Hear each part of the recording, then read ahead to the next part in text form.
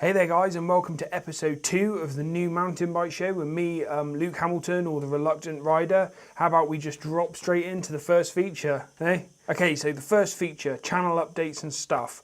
So first of all, apologies that it still looks a bit Mickey Mouse. The lighting doesn't look too bad today with the 2 windows that I've got next to me, but my lighting, my studio lighting, still didn't arrive this week, so I was hoping to be much better set up. It kind of, without proper lights, it all looks a bit grainy and dull and unprofessional, so I'm hoping to remedy that this week. Amazon have a lot of trouble delivering up here, so hopefully I'll have my stuff by next week's video, hopefully, fingers crossed. You may have also noticed that last week I didn't upload videos on Saturday and Sunday. I mean, all of the kind of main YouTubers or any YouTuber worth his salt will kind of post or have written down somewhere a posting schedule for his channel or her channel. I do that. I post from Thursday through to Sunday, so 4 times a week. I didn't post last Saturday or Sunday, you may have noticed, because I've basically just been with the heat here and not riding much kind of last week when I was talking about the heat. It just meant that I didn't have any kind of backlog of videos or anything recorded, and it meant that I was having to edit like literally the night before I was posting stuff, so I would edit right up until late, upload through the night, and then it would go online the next day. So I took the Saturday and Sunday last week off basically to get some footage in the can, which I did this week, and then give me more time to edit. I didn't really feel like I was being able to be creative enough with the edit, so I've remedied that by just not uploading twice last week. In terms of what you can expect from me for the rest of the weekend with Friday, Saturday and Sunday's videos, I went to the bike park in Sierra Nevada again this week and did a load more drops on Valletta, and carried on developing my kind of bike park skills and downhill fitness, which is something that is totally new to me. I've done plenty of downhill on trails before, but it's a totally different kettle of fish in a bike park. Forearm pump, yeah, mental. So that's what you can expect this weekend, is a couple of videos from the bike park and then a local trail ride here for the rest of the weekend from me. And that's it for channel updates. So let's jump into my favourite feature, which is Shred of the Week, and we'll start with the Weekend Warrior category. So this is where I'm going to be looking at my screen a little bit. This week's Weekend Warrior Shred of the Week is a guy, his YouTube channel is called Trail Chaser Mtb. It's a really, really neat channel. He's been going for like 1 day less than me. I've uploaded my first video on March 20th. He was March 21st. And yeah, he's got a really amazing channel actually. He's a young guy, 21 years old, called Thomas Hardin. He goes to college in Auburn, I think it is Auburn University, where he rides and races for his college team there. And he's an absolute shredder again. A really, really good rider. He does a few kind of tutorial type videos and a few gear reviews like most of the YouTube channels, but he's another one that has really high quality POV, and because he's a shredder, it's really good footage, really flowy trails where he is.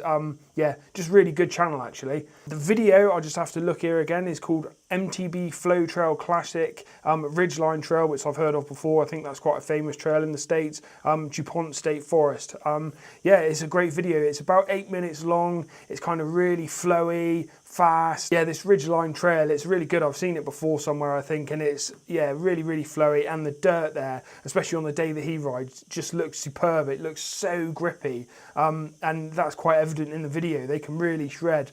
The only downside that I can see with this trail is that it blatantly looks like a purpose-built mountain bike trail with berms and jumps and not proper bike park jumps, more natural than that, but it just looks like a purpose-built mountain bike trail to me. And yet during the video they come gunning it around this corner, and there's a woman on a horse. There's 2 people on horses, and the woman is kind of shouting at them, slow down, and it just makes no sense to me. The guys say in the video that trail kind of going up the way leads nowhere, so it's just kind of hikers and the horse riders that use it, they must just kind of walk up the trail and walk down the trail. And while I'm all for kind of sharing stuff, because I, as a mountain biker, wouldn't want to be kind of banned from the footpaths around here for sure, but with a trail like that, I don't really understand why that's just not kept as just a mountain bike trail, because it's so blatantly what it is, and it is kind of dangerous. They came gunning it around the corner, and there's this woman on this massive horse,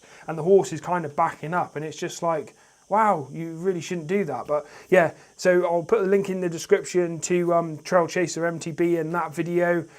Yeah, just a really great video, really fast, well worth a look, and he gets my Weekend Warrior Shred of the Week. So going on to my semi-pro Shred of the Week, this is a guy with like just over 4,000 subscribers. He's a guy called Will Greenfield. I'm not sure if many of the guys in the States that watch my channel will have come across Will before, but I really like him actually. He's like quite a well-spoken Englishman.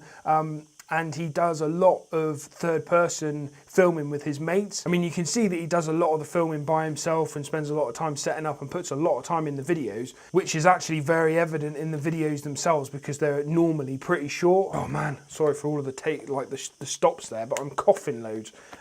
So I'll try and get rid of the tickly cough, and then carry on. My beard trim today, by the way, hope you've noticed. Yeah, but Will Greenfield, he obviously self-films a lot and does a lot of third-person POV because his videos are all very short. They're all 2 or 3 minutes long, most of them, and I can totally understand that now because I did a lot of third-person shooting for my video last weekend, and I did a lot in the bike park the other day, and yeah, it's a really fruitful in terms of the quality of footage that you get. But in terms of the quality of footage that you get, it's really fruitless actually, because it takes, like a 2-3 minute video of almost non-stop POV. That's a couple of hours, unless you're really lucky to have like really long sections of trail where you can film a whole long run-in without the rider going out of shot. It's normally pretty short little sections, so you literally get 5 seconds, 10 seconds, couple of seconds. So by the time you knit it all together, if you've got much more than a couple of minutes, you must have been filming for ages, and that's kind of what Will Greenfield does a lot of that. And it's just a really great place to go for like a real quick fix of mountain biking. If you're not in the mood for like a 10-20 minute trail video, then Will Greenfield is the place to stop to, because it's just really good quick fix mountain bike radness. Does a lot of loamy kind of really fast cornering, setting off landmines, just really great. And his video that I'm recommending this week is called Is It Worth Getting Up That Early? He's done a couple of videos recently where he's been trying to get up and get a time lapse of the sunrise somewhere, and then after the sunrise he goes and rides one of his local forest trails. And yeah, it's just a couple of minutes worth of video, and it's just really good. So that's obviously the link to that is below. I'll remind you again, watch all of this video and then start making your way through the links below after you've hit the like and subscribe button on this video. But yeah, just make sure you work through all of Will's videos because he films some mates. He's got some really good riders for mates, and yeah, some of the footage that they get is incredible. So yeah, Will Greenfield gets my semi-pro Shred of the Week. Okay, so it's time for the big one, the Pro Shred of the Week, and this week it was close actually. I've been keeping a close eye on Phil Metz's channel this week. I really love watching Phil Metz's stuff anyway, but this week he's been doing some different stuff, which I'll talk about a bit later on. But it was close between him and GMBN. As it happens, I don't watch a lot of GMBN stuff anymore. Well, not anymore. When I go through phases of trying to work on particular skills, then I'm all over GMBN for all of their tutorial stuff. Like Neil Donahue especially does really great tutorials. But every now and then they do like POV, really good feature videos where it's about a specific ride. You might have seen Neil Donahue do the Andes Pacifico in Chile a few months ago now it was, but that made a really great few videos. Like it's really great POV footage. It was awesome actually, and that's what I want to come on to this week is Blake Sampson basically does the Mega Avalanche, and that's the video of the week. It's called Blake Does the Mega Avalanche, and it's just a really good video. It kind of shows him getting there and getting nervous, and he goes and gets a loaner, I think it's a nuke-proof Mega 29er to do the race on, and then you see him doing a bit of practice, bit of qualifying, and then the main race. And it's just an absolutely fantastic video. Anyone who's into mountain biking has heard of the Mega Avalanche, because it's just like a really extreme race that anyone can go and enter, and it's just a really great video. He's obviously, being an awesome rider like he is, he does really well. But yeah, just a really great video, that one this week. It kind of hands down took the Pro Shred of the Week. Good crash in it, which I'll come on to in a minute, show you a bit of footage of that one. But yeah, just a really great video. Make sure you go and look at that one from GMBN. It's so good when they do videos like that. So yeah, Blake Does the Mega Avalanche gets my Pro Shred of the Week. And that takes us seamlessly into the next segment, which is Channel of the Week. This week, it's not one of the channels that won the Pro Shred of the Week. They are great channels, especially Trail Chaser, MTB and Will Greenfield, really both great channels. But this time it's a guy, I nearly gave it to him last week, but I was so impressed with Zach Higham's footage last week that I had to give it to him. But this guy, his channel is called NoFrontBrakes. He's a very, very fast growing YouTuber that's just uploaded a few times. The guy's an absolute shredder. You know, when you watch his footage and stuff like that, it's really great footage. He's really good on a mountain bike and he rides proper mountain bike trail. But what makes it even more amazing is that the guy on his right hand, from his kind of quite high up his wrist down, he's got no hand or wrist, and so basically that's why and it's just the most ingenious channel name I think that must be on YouTube. No front brake is basically because he has no right hand to use his front brake on his mountain bike, so all of his riding is done without him really being connected to the handlebar on the right hand side, and without obviously the brake that's on that side, and as well as he has to do the gears and stuff as well. And it's just a fascinating and amazing style of riding. It's so ballsy the way that he rides, because he doesn't hold back. He doesn't just ride kind of, you know, half-assed trails. He rides some proper stuff with jumps and shit, and it's just absolutely fantastic to watch this guy ride. Yeah, he's called Eric Scott, so I'll stick his link to below. He's got quite a new Facebook kind of channel called No Front Brakes as well. I highly recommend following this guy. He's got some great news on his channel this week about a prosthetic that a manufacturer to do with mountain biking and prosthetics is setting him up with something to help him, you know, with his mountain biking and stuff, which is great.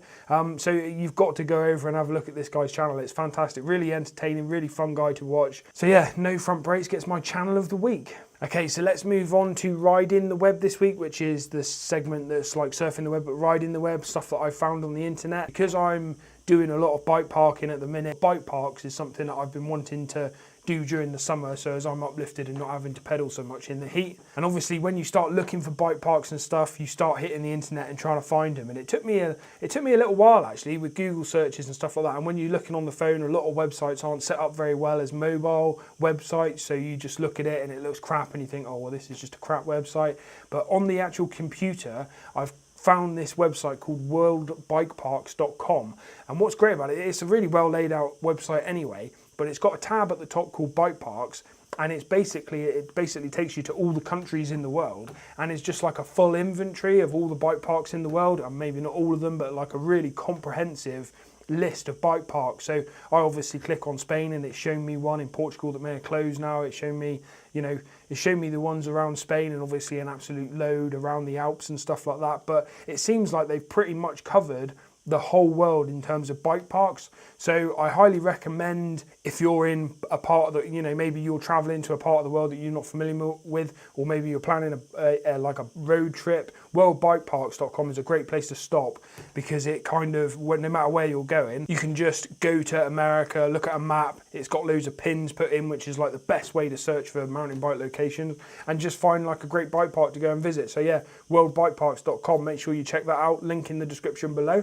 And then I'm going to try a new segment this week. There may not be a good enough crash every week to show you a decent one every week, but everyone likes to see a good crash. So this little segment is going to be called Crash of the Week.